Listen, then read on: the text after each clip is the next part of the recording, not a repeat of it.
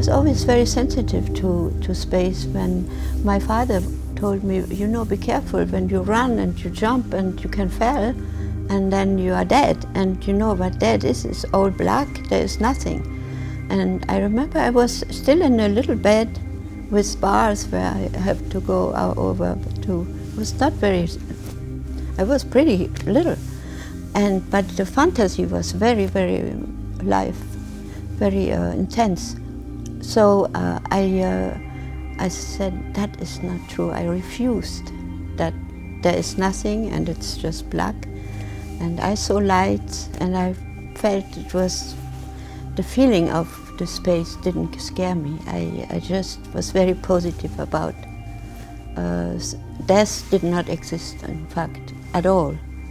I didn't feel a separation, really, because being you is something so important. When you feel yourself, you don't go with what you see, your body in the mirror, the face, the expression and all this. And I never was really thinking about myself this way. Everybody thought maybe that I was not looking too bad, but this was never important. I always felt what I feel from inside is so important. How you think, how you receive everything, you know, your sensibilities. So the contact later also with the art, how you are receptive of the immaterial and the art itself, life itself, the energy. All this was something that was fascinating me. And later I went to the reflex. The reflex was something that was really, I felt that was a connection with the universe. It was not just me, it was saving my life, but I also felt it's from somewhere else it comes, the reflex.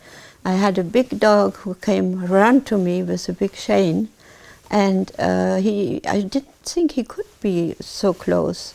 And when he was with the open mouth just in front of me, by reflex, just like this in the mouth, and it touched his throat, and so he was crying and go away. And I was there, and that was something I never forgot. The reflex is something, the energy also of it.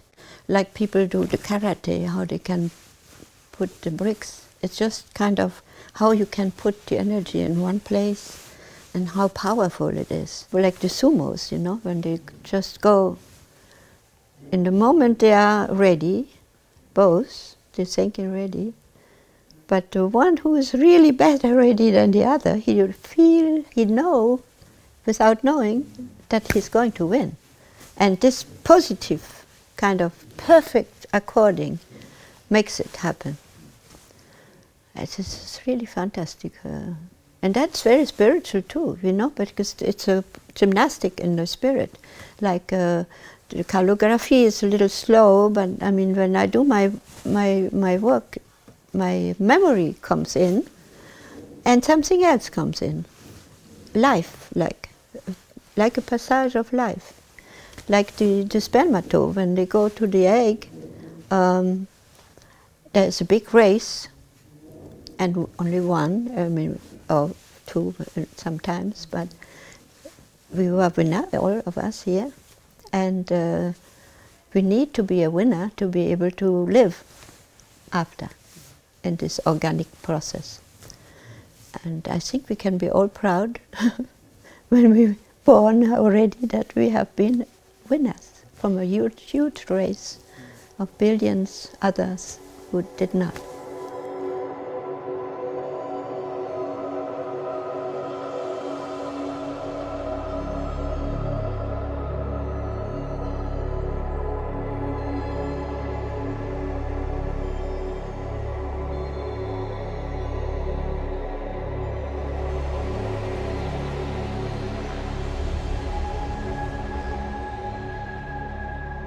The approach to space itself was something that always fascinated me.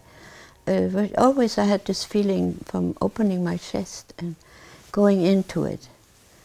And when I do my paintings, I'm fascinated also from black holes, the moon, the earth, the feeling of the earth already. I think sometimes when I'm out of the earth, I will still be on the earth.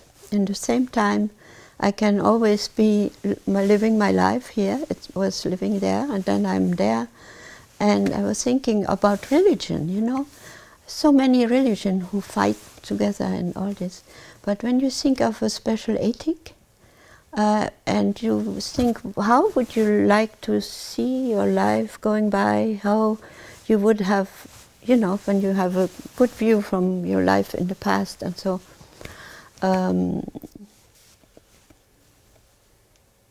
yeah, I think you don't have a religion, but you have the ethic, you know, where you're going for what you should do in relation of other people, and how you see the world, what could be a better life, and this kind of approach, you know.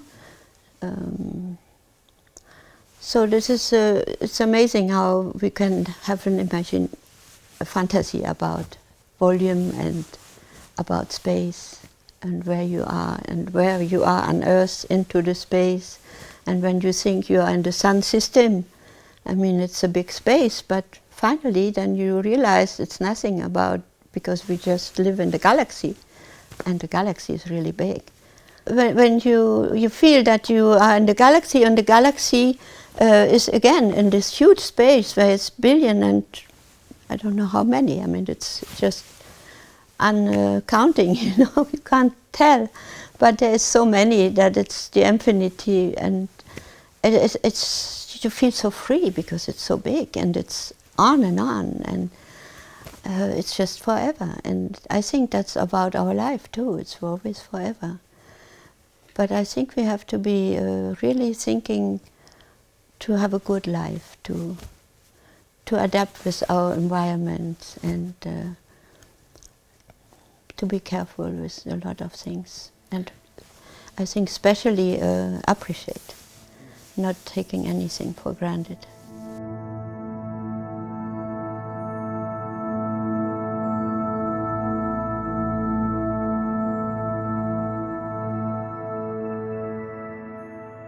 The moon for me is just like a dog. I have to look where the dog is. Where's the moon? Every night, every evening before I go to bed in Arizona, I go out of the door and see where the moon is.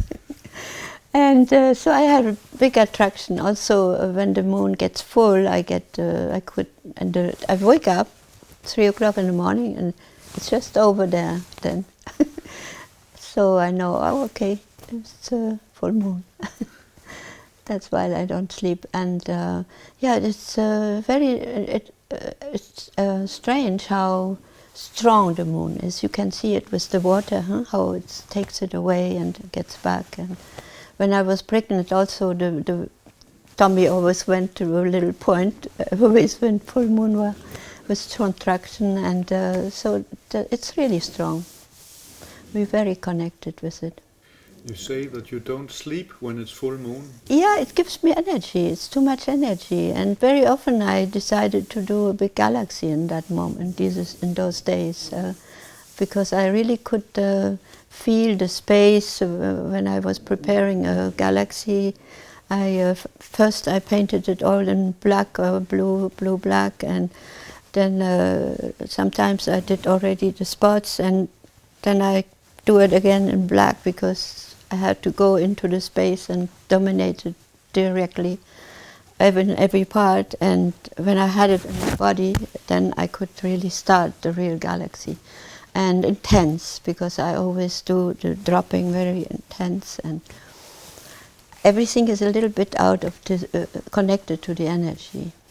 Yeah, this is a fantasy, you know. It's not exactly so what we could think it's a moon, or it's a black hole, or it's a eclipse. You know, there's all these things together. They are so fascinating, and it could be a little bit everything.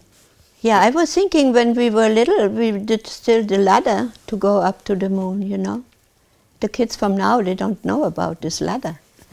You know?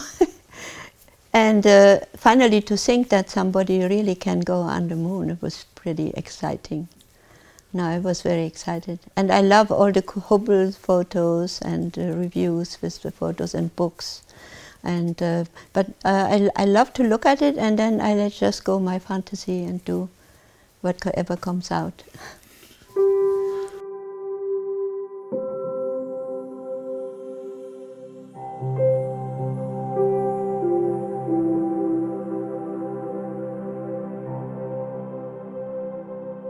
I'm not attached to any religion. I think it's wonderful that people have religion if it helps them. I'm against nothing. But my feeling is I'm a big believer of the immaterial.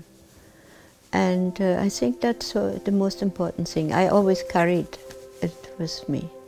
As a kid, it was my best friend, the immaterial. And I think this is so comfortable, you know, that you feel that you have it inside. You don't have to look for it. It's just there, and it takes care of us.